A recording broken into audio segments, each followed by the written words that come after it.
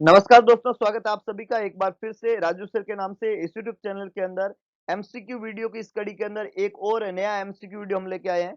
आज का हमारा जो एमसीक्यू सेशन रहेगा और अभी कुछ दिनों के लिए 5-7 दिनों के लिए जो हमारा एमसीक्यू सेशन रहेगा वो आरयूएचएस एमएससी एंट्रेंस और post basic BSc nursing MSc entrance के पॉइंट ऑफ व्यू में रहेगा। अर्ली मॉर्निंग सेशन जो 7:30 से होता है। इस सेशन के अंदर हम मैक्सिमम जो है डिस्कस करने वाले हैं उन सारे ट्रिकी और इम्पोर्टेंट एमसीक्यू को जो इन एग्जाम्स के अंदर पूछे जाते हैं। तो इन एंट्रेंस एग्जाम के लिए आप लोग जो है जरूर इन एमसीक्यू को प्रीफर करें, रैशनल को समझे, क्वेश्चन को समझे, ताकि इन एग्जाम्स के अंदर अपना मैक्सिमम बेनिफिट हो सके और अपन इस एग्जाम में सफल हो सके। तो शुरुआत करते हैं एक बेहतरीन एमसीक्यू सेशन की। आप लोगों से गुजारिश, लिंक को शेयर कर दीजिए, चैनल को लाइक कर दीजिए, चैनल को सब्सक्राइब कर दीजिए और मैक्सिमम लोग जो इस एग्जाम की प्रिपरेशन कर रहे हैं और अपने एक बेहतरीन भविष्य की तरफ देख रहे हैं, उनको इस एमसीक्यू सेशन का डेफिनेटली फायदा होने वाला है। तो लाइक कर दीजिए, शेयर कर दीजिए, मैक्सिमम लोगों को कनेक्ट कर दीजिए। शुरुआत करते हैं इस शानदार एमसीक्यू सेशन की एक बेहतरीन एमसीक्यू के साथ में। आप लोगों के लिए सबसे पहला इंपॉर्टेंट एमसीक्यू ये रहा।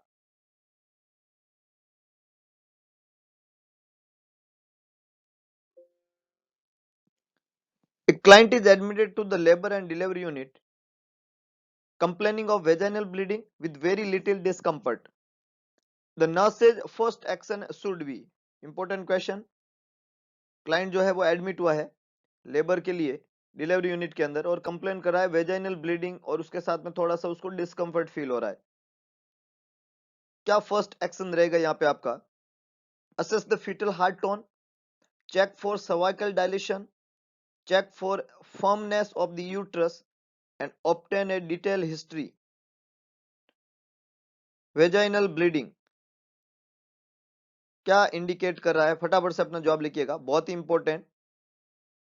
देखिएगा, वेजाइनल ब्लीडिंग बच्चे के बर्थ होने से पहले अगर हो रही है, इसको एपीएच कहते हैं, एंटीपार्टम हेमरेज। और एंटीपार्टम हेमरेज बच्चे के बर्थ होने से पहले होना बहुत डेंजरस है बच्चे के लिए, इंपॉर्टेंट बात है। ज्यादातर रीजन जो है पेनलेस वेजाइनल ब्लीडिंग जो है उसका प्लासेंटा प्रीविया होता है। एंटीपार्टम हेमरेज में अगर पेनलेस वेजाइनल ब्लीडिंग होती है तो कंडीशन प्लासेंटा प्रीविया होता है। और प्लासेंटा प्रीविया जो कंडीशन है उसमें प्लासेंटा प्रीविया जो कंडीशन है उसमें पेनलेस वेजाइनल ब्लीडिंग हो रही है, उसकी वजह से ये एक प्लासेंटा की अबनॉर्मलिटी है। और जब भी अबनॉर्मलिटी प्लासेंटा के साथ में होती है तो प्रॉब्लम बच्चे को हो सकती है, क्योंकि वो प्लासेंटा से मां से जुड़ा हुआ होता है। तो प्लासेंटा प्रीविया वाली जो कंडीशन है, पेनलेस वेजाइनल ब्लीडिंग हो रही है, उस कंडीशन के अंदर हमें सबसे पहले असेस करना होता है बच्चे को। वेरी गुड, मैक्सिमम लोगों ने सही पहचाना। करेक्ट आंसर ये रहेगा, we have to assess the fetal heart tone. Fetal heart tone. Cervical जो डायलेटेशन लिखा हुआ है ऑप्शन बी के अंदर, उसको चेक करना कॉन्ट्रा इंडिकेटेड रहता है, क्योंकि इससे क्या होगा, ब्लीडिंग इंक्रीज हो जाएगी। तो ये तो अपन नहीं करेंगे, क्योंकि आपने अगर सर्वाइकल डायलेटेशन चेक किया तो ब्लीडिंग जो है वो क्या हो जाएगी, ज्यादा हो जाएगी, तो उसको चेक नहीं करना है। और यूट्रस की फर्मनेस जो है वो की जा सकती है, मतलब चेक की जा सकती है, लेकिन ये फर्स्ट एक्शन नहीं है। जो सी ऑप्शन में लिखा हुआ है check the firmness of uterus, तो ये कर सकते हैं, पर इससे ये इतना जरूरी नहीं है जितना फीटल हार्ट रेट या फीटल हार्ट टोन चेक करना है। इसलिए सी आंसर भी क्या हो गया, गलत हो गया। पहले फीटल हार्ट टोन चेक करो, फिर यूट्रस की फर्मनेस चेक कर सकते हो। और डिटेल हिस्ट्री जो है वो बाद में लेंगे, क्योंकि अभी टाइम नहीं है। हमें सबसे पहला important initial first priority action का यहाँ पे पूछा है। सबसे पहले तो हम क्या करेंगे, फीटल हार्ट टोन चेक करेंगे। कंडीशन प्लासेंटा प्रीविया है तो फर्दर सर्वाइकल डायलेटेशन चेक नहीं करना है, उससे ब्लीडिंग इंक्रीज होगी। और सी और डी ऑप्शन है जो प्रायोरिटी बेस पे नहीं होंगे, पहली प्रायोरिटी तो फीटल हार्ट टोन चेक करना ही रहेगी। इसलिए ए यहाँ पे करेक्ट आंसर है। बी, सी और डी तीनों ही खोटे जवाब है, इसलिए इनको आपको हाथ ही नहीं लगाना है। आपको सबसे पहले टोकोमीटर से फीटल हार्ट रेट या फीटल हार्ट टोन चेक करना है। बहुत ही बढ़िया, बहुत ही शानदार। आगे लेके चलता हूं, फटाफट से शेयर कर दीजिए, लाइक कर दीजिए, अपनी आंखों को थोड़ा जो है नींद से बाहर निकाल दीजिए और क्वेश्चन पे फोकस करिए। वैसे तो मुझे पता है कि क्वेश्चन पढ़ते ही आपकी नींद उड़ जाती है, क्योंकि ये क्वेश्चन उस तरीके के जो दिमाग की बत्ती जलाते हैं, और जिस दिन आदमी के दिमाग की बत्ती जलती है उस दिन नींद उड़ जाती है अपना आप। वेरी गुड, बहुत ही बढ़िया। Good morning to all. आगे लेके चलता हूँ, फटाफट से शेयर लाइक कर दीजिए और अपने आप को इन्वॉल्व कर दीजिए इस बेहतरीन जर्नी के अंदर, जहाँ पे बहुत मजा आने वाला है। बहुत अच्छे अच्छे क्वेश्चंस यहाँ पे हम डिस्कस करेंगे। एमएससी एंट्रेंस आरयूएचएस की डेट और बीएससी नर्सिंग का date, post basic BSc nursing का डेट जो है वो डिक्लेयर हो चुका है 12 जनवरी, 12 जनवरी। तो इम्पोर्टेंट है, सब लोग इसके बारे में इम्पोर्टेंट से समझे और इम्पोर्टेंट क्वेश्चन यहाँ पे हम डिस्कस करने वाले हैं। A client telephones the emergency room stating that she thinks that she is in labor. The nurse should tell the client that labor has probably begun when.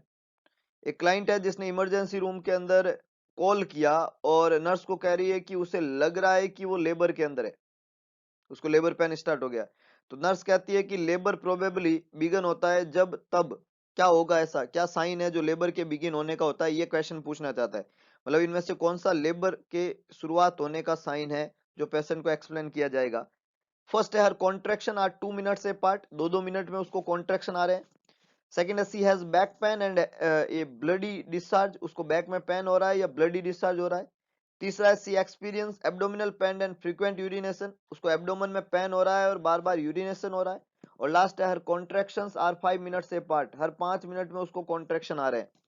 4 option लिखे हुए हैं, कौन सा साइन है प्रोबेबली जो लेबर पेन के begin होने का साइन है। फटाफट से अपना जवाब लिखिएगा। क्लाइंट जो है उसको आप एडवाइज करेंगे जब वो लेबर और डिलीवरी में है, क्या ऐसा साइन है जो इंडिकेट करता है कि उसको लेबर शुरू हो चुका है।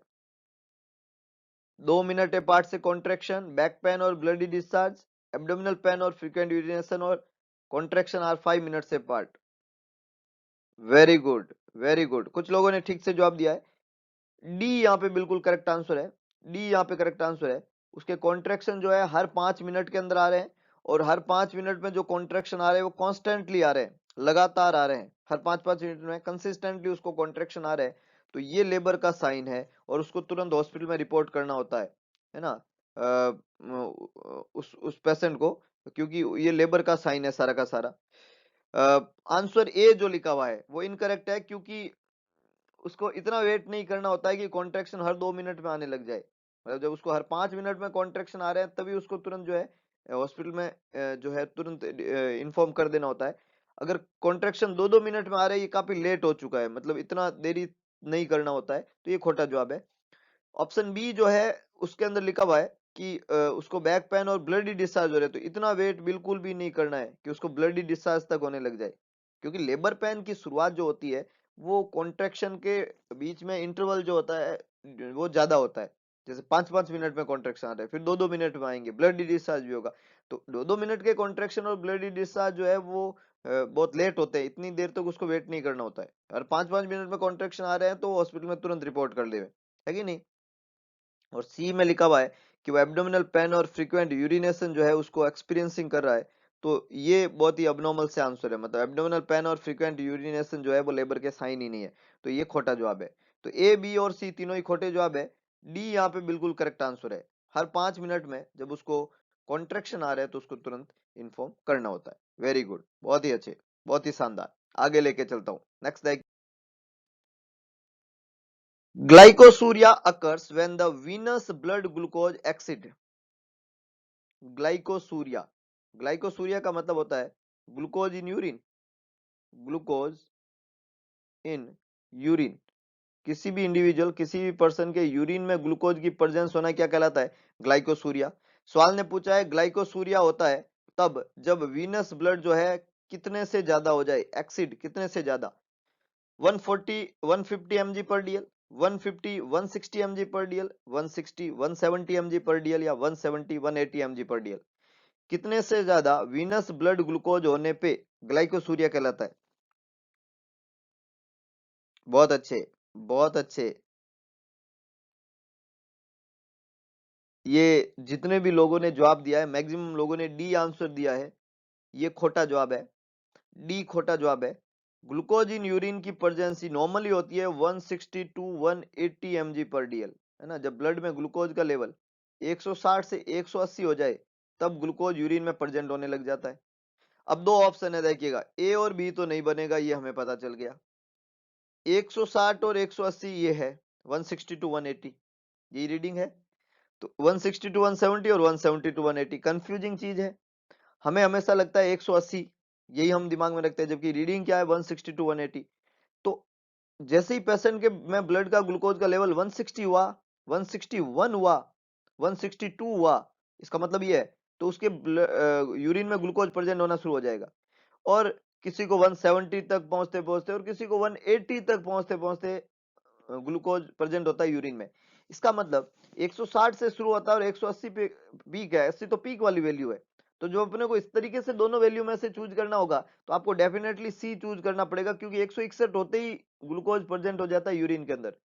तो अगर आप 170 180 को चूज करते हैं, तो इसका मतलब 169 जो वैल्यू है वहां पे ग्लूकोज ब्लड यूरिन में प्रेजेंट नहीं होगा। जबकि आप अगर ऐसा बोल रहे हैं तो ये गलत है, क्योंकि हमने तो बोला है कि 160 से 180, तो 161 होते ही प्रेजेंट होगा, तो 169 ये गलत हो गया आपका। तो आप अगर इस वैल्यू को चूज करते हैं तो ये गलत है। लेकिन अगर आपने सी को चूज किया कि साहब 161 होते ही ग्लूकोज प्रेजेंट हो जाएगा, तो 170 और 180 में तो होगा ही होगा, इसमें कहने की क्या बात है। तो करेक्ट आंसर क्या बनेगा? सी, है ना। ये क्वेश्चन जो है धर्म संकट में डालने वाले क्वेश्चन होते हैं एग्जाम के अंदर, और हमारा तो कबाड़ा धर्म संकट से ही होता है, क्योंकि हमने सी की जगह डी चूज कर लिया। हमें जहां एक नंबर मिलना चाहिए था वहां पे हमारा माइनस हो जाएगा, और क्वेश्चन छोड़ा हमें नहीं जाएगा, क्योंकि इतनी बार पढ़ रखा है, छोड़े कैसे पता है अपने को, है ना। तो अपन कर भी रहे हैं, खोटा भी कर रहे हैं, और नेगेटिव मार्किंग और ला रहे हैं, और जो सही हुआ था बेचारे उसके अंदर से कुछ कटवा रहे हैं। और ऐसे गड्ढे अगर एग्जाम में खोद के आएंगे तो सिलेक्शन तो समझ लो आप कैसा होगा। तो इंपॉर्टेंट ये होता है, पढ़ते सब है लेकिन पढ़ना क्या है, पढ़ते सब है लेकिन पढ़ना कैसे है, पढ़ते सब है लेकिन पढ़ के चीजों को इंप्लीमेंट करके सेलेक्ट कैसे हुआ जाता है, पढ़ते सब है लेकिन उस पढ़ी हुई चीज को समझ के एग्जाम में जो 4 ऑप्शन होते हैं उसमें से चूज कैसे करना होता है, ये सब चीजें आपको इस चैनल पे मिलेगी। इसी की कोशिश हम करते हैं। इसलिए आप लोगों से गुजारिश है कि आप लोग लिंक को शेयर करिए मैक्सिमम लोगों तक, उनको बताइए इस तरीके के कंटेंट के बारे में, तभी कहीं जाके मैक्सिमम लोग जो है अपनी लाइफ में सफलता के उस चरम तक पहुंच पाएंगे। आगे लेके चलता हूं, आगे लेके चलता हूं, नेक्स्ट देखिएगा। The nurse is teaching A group of a prenatal client about the effects of cigarette smoke on fetal development, which characteristic is associated with babies born to mother who smoke during pregnancy। बहुत important है। Pregnancy के दौरान जो माता जी है उनको सुट्टा लगाने की आदत है, उस सुट्टा लगाने की आदत का इफेक्ट बच्चे के डेवलपमेंट पे क्या पड़ेगा, क्या ऐसा कैरेक्टरिस्टिक होगा जो बच्चे में देखने को मिलेगा बर्थ के समय, जो मदर पूरी प्रेगनेंसी सुट्टा लगा रही थी।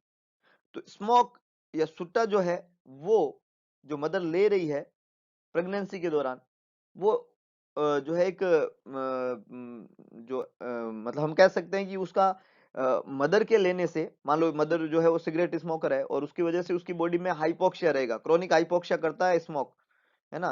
क्रोनिक हाइपोक्सिया रहता है, जो भी क्रोनिक स्मोकर होता है उसमें क्रोनिक हाइपोक्सिया रहता है ना। ब्लड में ऑक्सीजन की लगातार कमी रहती है, क्योंकि स्मोक जो होता है वो लंग्स में गैस एक्सचेंज के अंदर डिस्टरबेंस पैदा करता है ना। लंग्स में कैंसर का कारण बनता है स्मोक, और वो गैस एक्सचेंज में प्रॉब्लम करता है, तो बॉडी में लगातार हाइपोक्सिक कंडीशन रहती है। जब मदर हाइपोक्सिक है तो सफिशिएंट अमाउंट में ऑक्सीजन किसको नहीं मिलेगी? बच्चे को नहीं मिलेगी। जो इन्फेंट है, जो स्मोकर मदर का इन्फेंट है, उसके बच्चे को सफिशिएंट अमाउंट में क्या नहीं मिलेगी? ऑक्सीजन। जब सफिशिएंट अमाउंट में ऑक्सीजन नहीं मिलेगी तो उस बच्चे का वजन जो है उस अमाउंट में नहीं बढ़ेगा जितना बढ़ना चाहिए, है ना।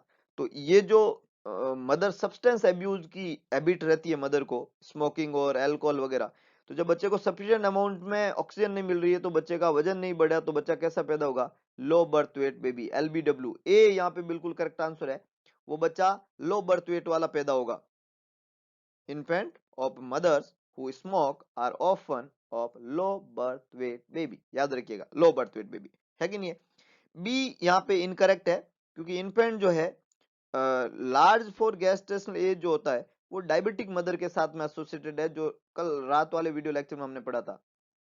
जो डायबिटिक मदर होती है उसका बच्चा कैसा होता है? उसका बच्चा मैक्रोसोमिक होता है, और मैक्रोसोमिक डायबिटिक मदर का बच्चा होता है गैस्ट्रेशनल एज से लार्ज होता है। तो ये खोटा जवाब है यहाँ पे।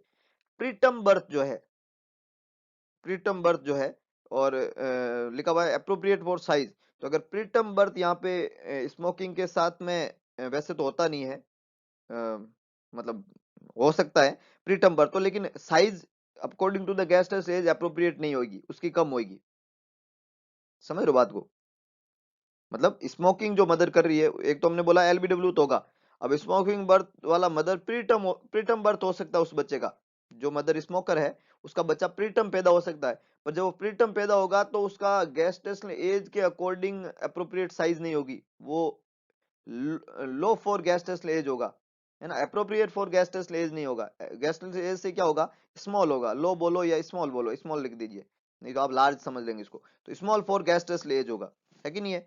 और डी ऑप्शन के अंदर लिखा हुआ है growth retardation in weight and length, है ना, growth retardation in weight and length, जो जो स्मोकिंग वाला बच्चा होता है उसकी ग्रोथ रिटार्डेशन, जो स्मोकिंग के साथ में ग्रोथ रिटार्डेशन होगी है, लेकिन उसकी लेंथ जो होती है, मतलब वजन तो अफेक्ट होता है लेकिन लेंथ जो होती है वो अफेक्ट नहीं होती है, लेंथ जो होती है वो अप्रोप्रिएट रहती है, तो इसलिए डी आंसर जो है यहाँ पे खोटा बनता है, क्योंकि लेंथ जो है वो अप्रोप्रिएट रहेगी। तो यहाँ पे 4 ऑप्शन में बी सी और डी तीनों ही खोटे जवाब है, जो स्मोकिंग से संबंधित नहीं है, ए बिल्कुल करेक्ट आंसर है, एलबीडब्ल्यू बेबी, बहुत ही अच्छे, बहुत ही शानदार। आगे लेके चलता हूं, नेक्स्ट देखिएगा। The physician has ordered an injection of Rogam for the postpartum client whose blood type is A negative but whose baby is O positive. रोगाम लगा रहे हैं एक पोस्टपार्टम क्लाइंट को जिसका ब्लड टाइप जो है एबी और आरएच जो है वो ए नेगेटिव है और उसका बच्चा जो है वो ओ पॉजिटिव है। To provide postpartum prophylaxis RhoGAM should be administer. Mother जो है वो ए नेगेटिव है, बच्चा जो है वो ओ पॉजिटिव है। पोस्टपार्टम प्रोफाइलैक्सिस रोगाल कब एडमिनिस्टर करेंगे? Within 72 hours of delivery, within 1 week of delivery, within 2 week of delivery, within 1 month of delivery. Easy question. Mother negative, mother negative R H negative और baby जो है वो R H positive जब होता है तो ये बच्चा एंटीजन देता है मदर को, मदर की बॉडी में एंटीबॉडी बनती है, वो आर एच एंटीबॉडी जो बनती है उसको खत्म करने के लिए anti R H antibody injection लगाना जाएगा, वो रोगाम कहलाता है। और इस रोगाम इंजेक्शन को बच्चे के बर्थ होने के, मतलब अगर आप उस एंटीबॉडी के अगेंस्ट प्रोटेक्शन चाहते हैं, है ना, वो एंटीबॉडी जो बनी है मदर के अंदर आर एच एंटीजन के जाने से जो एंटीबॉडी बनी है उससे अगले बेबी में आप प्रोटेक्शन चाहते हैं, तो उस बच्चे को जो अभी बर्थ हुआ है उस बच्चे के द्वारा जो मदर को एंटीजन दिया और मदर में जो एंटीबॉडी बनी है उस एंटीबॉडी को खत्म करने के लिए इस मदर को 72 घंटे के अंदर अंदर, बहुत बढ़िया, ए बिल्कुल करेक्ट आंसर है, with in 72 hours of delivery आपको रोगाम इंजेक्शन इंजेक्ट करना है ना। तो ए यहाँ पे बिल्कुल करेक्ट आंसर है। बी सी और डी जो है वो खोटे जवाब है, क्योंकि ये जो टाइम पीरियड है 1 वीक 2 वीक और 1 मंथ, ये समय बहुत ज्यादा है, ये बहुत लेट हो गया, टू लेट टाइम है ये। और जब बहुत ज्यादा लेट अपन रोगाम देते हैं तो यहाँ पे उसमें ज्यादा इतना इफेक्टिव वो नहीं हो पाता है, या एंटीबॉडी को इतना अच्छे से डिस्ट्रॉय नहीं कर पाएगा। उल्टा रोगाम जो है वो तो प्रेगनेंसी के दौरान भी दिया जा सकता है ना, डिलीवरी के तुरंत बाद तो जितना जल्दी हो सके दे दो, 72 घंटे के अंदर अंदर दे दो, और जब बच्चा मदर के वूम में होता है तब भी दिया जा सकता है अगर मदर नेगेटिव और हम सस्पेक्ट करते हैं कि बच्चा पॉजिटिव हो सकता है। और बच्चा पॉजिटिव कब हो सकता है? जब फादर जो है वो पॉजिटिव ब्लड ग्रुप का है, और एक ही मात्र कंडीशन है जब बच्चा नेगेटिव हो, जब मदर नेगेटिव है और फादर नेगेटिव है और बच्चा उन्हीं का है तो वो बच्चा नेगेटिव ही हो सकता है। तो इस तरह की कई कंसिस्टेंसी है, जब हम थ्योरेटिकल लेक्चर पढ़ते हैं तो बहुत अच्छे से इस चीज को समझते हैं। अभी आपको ये याद रखना है विद इन 72 आवर्स। और थ्योरेटिकल लेक्चर बहुत जल्दी अब अपन पढ़ने वाले हैं, क्योंकि एक अच्छी न्यूज है कि बहुत जल्दी जो है ओपन होने वाले हैं कोचिंग्स, तो हम जल्दी मिलने वाले हैं और थ्योरेटिकल लेक्चर में हम ये चीजें बहुत अच्छे से पढ़ेंगे। आगे लेके चलता हूँ, नेक्स्ट देखिएगा। Which is penicillin resistant antibiotic? कौन सा पेनिसिलिनेज रेजिस्टेंट एंटीबायोटिक है? Methicillin, benzyl penicillin, ampicillin, phenoxymethyl penicillin. कौन सा पेनिसिलिनेज रेजिस्टेंट एंटीबायोटिक है? 4 ऑप्शन यहाँ पे दिए हुए, मेथिसिलिन, बेंजाइल पेनिसिलिन, एम्पिसिलिन, फेनॉक्सीमेथिसिलिन। सीधा क्वेश्चन है, फार्मेकोलॉजी से है, पेनिसिलिनेज रेजिस्टेंट एंटीबायोटिक पूछा है, वो एंटीबायोटिक जो पेनिसिलिन से रेजिस्टेंट है। बहुत अच्छी, डायरेक्ट क्वेश्चन है, इंपॉर्टेंट क्वेश्चन है। पेनिसिलिनेज रेजिस्टेंट एंटीबायोटिक जो है वो माना जाता है मेथिसिलिन को। ए यहाँ पे बिल्कुल करेक्ट आंसर है, ए यहाँ पे करेक्ट आंसर है। बेंजाइल पेनिसिलिन, एम्पिसिलिन और फिनॉक्सीमेथाइल पेनिसिलिन जो है वो रेजिस्टेंट एंटीबायोटिक नहीं होते हैं। Methicillin is a penicillinase resistant antibiotic. Penicillin एक पूरा ग्रुप है बीटा लैक्टम एक बड़ा ग्रुप होता है, उसमें 4 सब ग्रुप आते हैं, पेनिसिलिन, सिप्रोस्पोरिन, मोनोबैक्टम और एस्ट्रोनेम, है ना। तो ये जो 4 मेजर ग्रुप होते हैं, जो बीटा लैक्टम के ग्रुप होते हैं, उसमें एक ग्रुप है पेनिसिलिन और उसमें आता है पेनिसिलिन रेजिस्टेंट एंटीबायोटिक का ग्रुप, जिसमें होता है मेथिसिलिन। पढ़ेंगे फार्माकोलॉजी में विद डिटेल। यहाँ पे करेक्ट आंसर क्या रहेगा? ए। आगे लेके चलता हूं, नेक्स्ट देखिएगा। After the physician perform an amniotomy, the nurse's first action should be to assess the amniotomy perform करने के बाद में फिजिशियन ने क्या परफॉर्म किया है? एमनियोटोमी। एमनियोटोमी परफॉर्म करने के बाद में सबसे पहला एक्शन क्या होगा? एज ए नर्स आप क्या चीज असेस करेंगे? आफ्टर परफॉर्मिंग एमनियोटोमी सबसे फर्स्ट एक्शन आपका क्या होना चाहिए? डिग्री ऑफ सर्वाइकल डायलेशन ये असेस करेंगे, फीटल हार्ट टोन असेस करेंगे, क्लाइंट्स वाइटल साइन असेस करेंगे, या clients level of discomfort assess करेंगे आफ्टर एमनियोटोमी। एमनियोटोमी वर्ड का मतलब क्या होता है? एमनियोटोमी वर्ड का मतलब होता है रप्चरिंग ऑफ मेम्ब्रेन, है ना। आपने आर्टिफिशियल मेम्ब्रेन को क्या किया? Rupture, artificial rupture, artificial rupturing of membrane. Artificially जब हम मेम्ब्रेन को रप्चर करते हैं उसको एमनियोटोमी कहते हैं। एमनियोटोमी के बाद में जब आपने मेम्ब्रेन को रप्चर कर दिया तो उसके बाद में स्लाइटली, मतलब बहुत ज्यादा नहीं, मतलब ब्रीफ कह सकते हो या ट्रांजिएंट कह सकते हो, एक वर्ड बहुत अच्छा है ट्रांजिएंट। तो ट्रांजिएंटली बहुत थोड़े अमाउंट में ड्रॉप होता है फीटल हार्ट रेट। जैसे आपने एमनियोटोमी किया तो जो फीटल हार्ट रेट है वो थोड़े टाइम के लिए, ट्रांजिएंटली बहुत फ्यू टाइम के लिए क्या हो जाती है? ड्रॉप हो जाती है। और फीटल हार्ट रेट जैसे ही कम होती है तो उसको हम ब्रेडिकार्डिया कहते हैं। तो हमें तुरंत फीटल हार्ट रेट को वहां पे क्या करना है? असेस करना है कि कितनी ड्रॉप हुई है। वो फीटल हार्ट रेट जो ड्रॉप होती है उसके लिए आपको करना कुछ नहीं होता है, थोड़ी देर में वो वापस बेस लाइन आ जाती है। मतलब जैसे वो ट्रांजिएंटली ड्रॉप हुई तुरंत वो बेस लाइन में आ जाएगी। अगर वो बेस लाइन में नहीं आती है, उसमें कोई अल्ट्रेशन होता है, तो अपने को तुरंत रिपोर्ट करना होता है और तुरंत कुछ ना कुछ एक्शन लेना होता है। समझ रहे हो बात को? आपने एमनियोटोमी किया, एमनियोटोमी की वजह से थोड़े टाइम के लिए फीटल हार्ट रेट क्या होगी? ड्रॉप। अगर फीटल हार्ट रेट ड्रॉप हुई है और वो ड्रॉप होती है वो वापस सेट हो जाती है, मतलब वापस बेस लाइन डाटा पे आ जाती है। लेकिन वो अगर बेस लाइन पे नहीं आई है और वो ड्रॉप ही रह गई है और उस बच्चे को ब्रेडिकार्डिया हो गया है ना, तो हमें तुरंत उसको क्या करना पड़ेगा? रिपोर्ट। और सम टाइम ये भी होता है कि उसको टेकिकार्डिया भी हो जाता है, मतलब अबनॉर्मलिटी आ जाती है। ज्यादातर ब्रेडिकार्डिया होता है वो ड्रॉप हो जाती है, तो हमें तुरंत उसको क्या करना है? रिपोर्ट करना है। इसलिए फीटल हार्ट रेट का असेसमेंट जो है वो सबसे पहला इवेल्युएशन है। उसको असेस करने के बाद में डिग्री ऑफ सर्वाइकल डायलिटेशन हम चेक करेंगे, ये बाद का एक्शन है। पहला एक्शन फीटल हार्ट। फिर देखिएगा, आपने कभी सुना होगा ना, कई जगह ये डॉक्टर बोलते हैं कि या यहाँ तो नहीं, नॉर्मली आप अगर सीरियल्स देखने के शौकीन है तो वहां पे एक फेमस डायलॉग है, जैसे हॉस्पिटलाइज करते हैं मदर को, कि माँ को बच्चा, अगर माँ और बच्चे दोनों में से किस कौन चाहिए आपको, माँ चाहिए या बच्चा चाहिए? है कि नहीं है? ऐसा आपने डायलॉग सुना होगा, है ना। तो वहां पे ये ठीक है यार, बच्चा होना चाहिए, या कुछ की लोग माँ होनी चाहिए। लेकिन अकॉर्डिंग टू द सेशन, जब वो माँ कोई प्रॉब्लम लेके आती है तो पहले बच्चे को हम चेक करते हैं, फिर माँ के लिए चेक करते हैं। जैसे पहले फीटल हार्ट रेट चेक करेंगे, फिर सर्वाइकल डायलेशन चेक करेंगे। तो माँ पहले, बच्चा बाद में, पैसेंजर पहले, पैसेज बाद में, रास्ता बाद में, रास्ते पे चलने वाला पहले। समझ रहे हो बात को? रास्ता बाद की बात है, रास्ते पे चलने वाला इंपॉर्टेंट है। हम लाइफ में क्या कर रहे हैं? हम जो पढ़ाने का काम कर रहे हैं, हमने कोई रास्ता तय किया तो ये रास्ता हमारी सेकंड प्रायोरिटी है। पहले हमारे लिए जो रास्ते में चलने वाला आदमी आप लोग हैं, आप लोगों के लिए हम कर रहे हैं।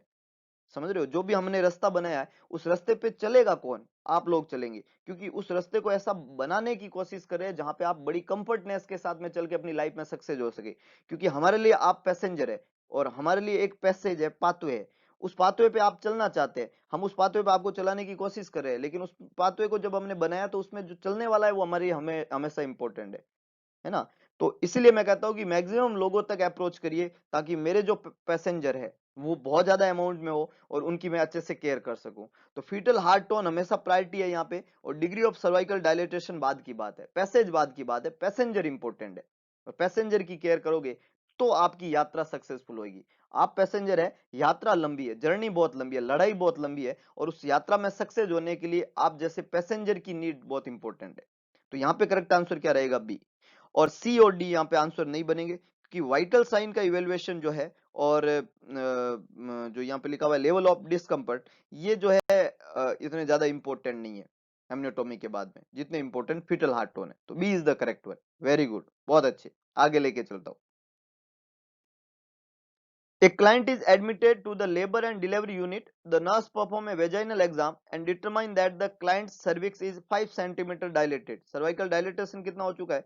5 centimetre with 75% of effacement. Dilatation 5 centimetre है और effacement 75% है। Based on the nurse's assessment, the client is in which phase of labor? Labor के कौन से phase के अंदर है? लेबर के कौन से फेज के अंदर है? डायलेटेशन कितना हुआ है? 5 सेंटीमीटर। अपेसमेंट कितना है? 75%। तो ये लेबर की कौन सी फेज है?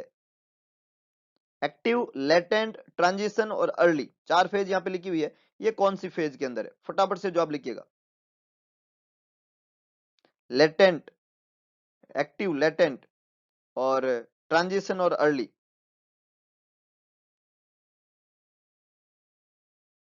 बहुत बढ़िया, बहुत बढ़िया। लेटेंट फेज जो होती है, बी ऑप्शन में लिखा हुआ लेटेंट फेज, इसको अर्ली फेज भी कहते हैं। लेटेंट फेज को ही क्या बोलते हैं? अर्ली। तो बी और डी तो खोटे हो गए। जो भी लोग है ना मतलब ऐसे कुछ भी लगा रहे हैं तो ढंग से पढ़े चीजों को।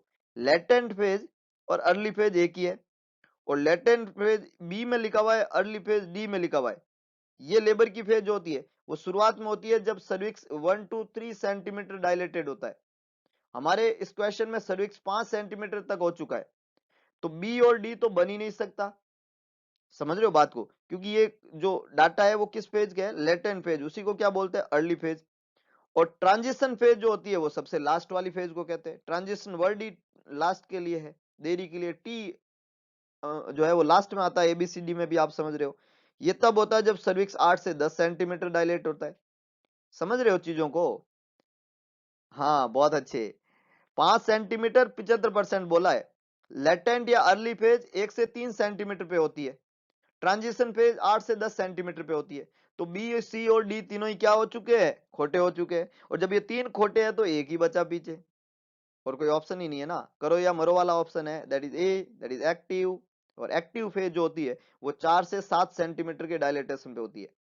पहले 3 सेंटीमीटर पे अर्ली या लेटेंट, 4 से 7 पे एक्टिव, और 8 से 10 पे ट्रांजिशन। 3 फेज होती है। ये इंपॉर्टेंट है, याद रखिएगा, यहां से क्वेश्चन बनता है। सर्वाइकल डायलेटेशन के आधार पे 3 फेज है। करेक्ट आंसर क्या बनेगा? ए, एक्टिव फेज। बहुत ही बढ़िया, बहुत ही शानदार। आगे लेके चलता हूं। नेक्स्ट देखिएगा, नेक्स्ट देखिए। आज के एमसीक्यू सेशन का easy question, which is not a disease of erythrocyte? कौन सी बीमारी एरिथ्रोसाइट की नहीं है? Leukaemia, anaemia, thalassaemia, polycythaemia. कौन सी बीमारी इनमें से एरिथ्रोसाइट की नहीं है? एरिथ्रोसाइट की कौन सी बीमारी नहीं है? फटाफट से, क्या बात है, क्या बात है। कमेंट बॉक्स को आपने राफेल बना दिया है। बहुत ही बढ़िया, बहुत ही शानदार, बिल्कुल, बहुत ही अच्छे, बहुत ही बढ़िया। एरिथ्रोसाइट की कौन सी बीमारी नहीं, ये हमने पूछा था और आप लोगों ने बिल्कुल सही जवाब दिया है। ए यहाँ पे करेक्ट आंसर है, ल्यूकेमिया। ल्यूकेमिया जो है उसको ब्लड कैंसर कहते हैं। ये में इसमें जो अफेक्ट होने वाली सेल है वो डब्ल्यूबीसी है, जबकि एरिथ्रोसाइट किसको बोलते हैं? आरबीसी को। तो ल्यूकेमिया आरबीसी की बीमारी नहीं है। आरबीसी, डब्ल्यूबीसी और तीसरी सेल होती है प्लेटलेट, तीनों ही ब्लड के अंदर पाई जाने वाली फॉर्म्ड एलिमेंट कहलाते हैं। फॉर्म्ड एलिमेंट या ब्लड सेल इनको कहते हैं। आरबीसी, डब्ल्यूबीसी और प्लेटलेट ब्लड के अंदर पाई जाने वाली ब्लड सेल्स होती है। ब्लड में दो चीजें हैं, ब्लड सेल और प्लाज्मा, तो ये ब्लड सेल कहलाती है तीनों ही। और इन तीनों सेल के अंदर आरबीसी जो है वो सबसे बड़ी होती है साइज के अंदर, है ना। 7.2 माइक्रोन इसका डायमीटर होता है आरबीसी का, है ना, जो साइज में प्लेटलेट से बड़ी होती है। इस आरबीसी का जो डिफेक्ट है, इस आरबीसी से संबंधित जो डिजीज है, उसमें एनीमिया, थैलेसीमिया और पॉलीसाइथीमिया होते हैं। एनीमिया में आरबीसी के नंबर कम हो जाते हैं। कई तरीके का एनीमिया है। उन एनीमिया में थैलेसीमिया एक तरह का एनीमिया है जिसमें बीटा चेन जो है वो अफेक्ट होती है, अल्फा चेन अफेक्ट होती है ना। बीटा और अल्फा जो है हीमोग्लोबिन में पाए जाते हैं, तो हीमोग्लोबिनोपैथीज है थैलेसीमिया, हीमोग्लोबिन की एक बीमारी है। और पॉलीसाइथीमिया में आरबीसी के नंबर ज्यादा हो जाते हैं। तो ये तीनों ही आरबीसी से संबंधित बीमारी है। लेकिन ये ल्यूकेमिया जो है वो आरबीसी की बीमारी नहीं है, एक इसकी बीमारी है डब्ल्यूबीसी की। तो यहाँ पे करेक्ट आंसर क्या बनेगा? ए, बी, सी और डी तीनों ही खोटे जवाब है। बहुत ही बढ़िया, बहुत ही शानदार। तो एक इंपॉर्टेंट एमसीक्यू आज के इस वीडियो लेक्चर में हमने पढ़े। होप सो आपको वीडियो पसंद आया होगा। तो वीडियो को लाइक करें, शेयर करें, कमेंट बॉक्स में अपना सुझाव जरूर डालें। और भगवान कृष्ण ने कहा था कि सारथी बने, स्वार्थी ना बने। तो मैक्सिमम लोगों तक इस चैनल और इस वीडियो की अप्रोच कराए वो लोग जो तैयारी कर रहे हैं एमएससी एंट्रेंस का, जो पोस्ट बेसिक एंट्रेंस का, उनके लिए और बहुत important questions with rational exam तक हम लेके आने वाले हैं। तो आप लोग बस फोकस रहिए, चीजों को समझिए, चीजों को समझने की कोशिश करिए और इस बेहतरीन एमसीक्यू सेशन का बहुत अच्छे से फायदा उठाइए। तो मिलते हैं दोबारा एक नए एमसीक्यू सेशन के साथ में, कुछ इंपॉर्टेंट, कुछ ट्रिकी, कुछ कंसेप्चुअल एमसीक्यू को लेके, और उस चीज को अप्लाई करके एग्जाम में सफलता की कोशिश करने में दोबारा से जुटेंगे एक नए एमसीक्यू सेशन के साथ में। तब तक के लिए जय हिंद, जय भारत।